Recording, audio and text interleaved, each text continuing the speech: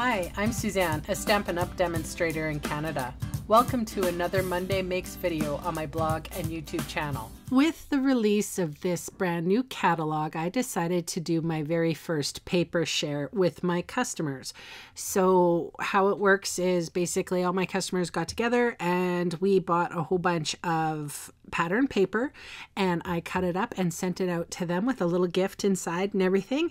And we got to play around with a whole bunch of samples of paper. So I chose the hardest paper I could find to create a card with, and I came up with 4 styles. I am using the Picture Perfect Party patterned paper today, and I'm starting off with the Watercolor Words stamp set. You can use any sentiment stamp to kind of work with this paper, but I find that these perfect pictures, these photographed pattern papers are kind of hard for me anyway to make cards with.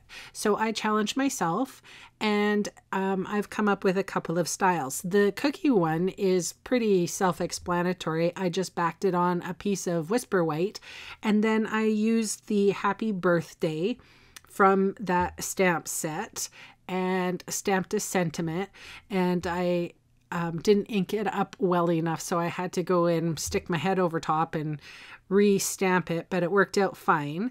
And I'm using a piece of little Peekaboo Peach for the card base, and this is a little fast fuse on the back. And I was so surprised at how quickly this card came together, and it looks finished. So I wanted to give a couple of examples using this patterned paper. And I also, on this particular card, used the leftover little slice that I cut off using my trimmer, and this is going to be for the inside of the card.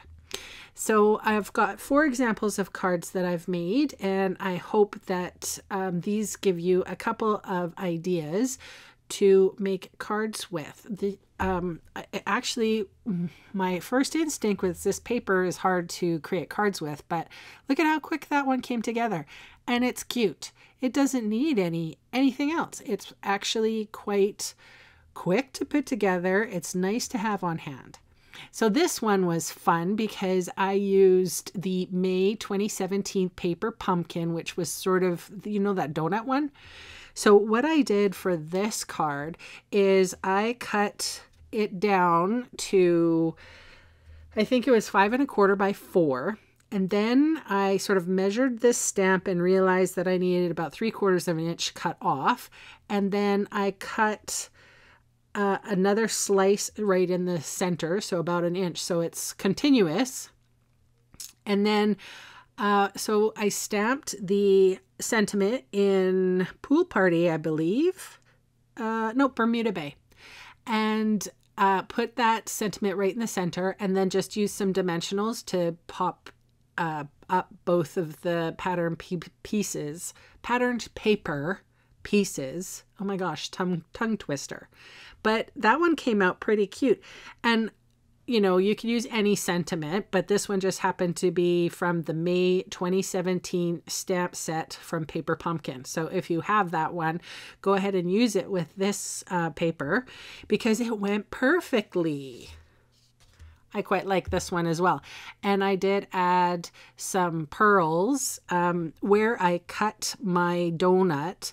There's like little white pearls or like sprinkles. So I thought I would add some pearls in there for, you know, the continuous look.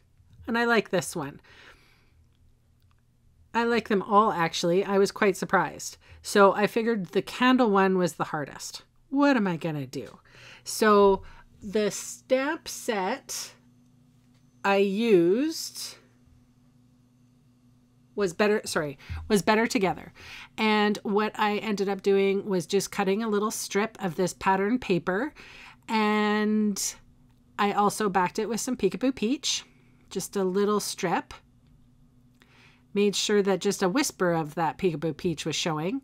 And then using my archival black ink, I stamped the Happy Birthday from the Better Together stamp set, cut that little piece down, and also cut a layering piece of Peekaboo Peach.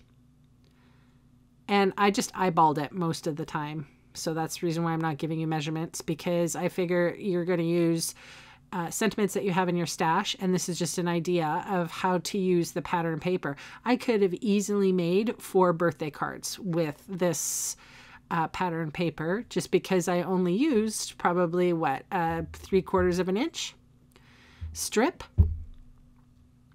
and then just adding some fast fuse to adhere it to the backing, and then some dimensionals to adhere that pattern paper and cardstock to the card base.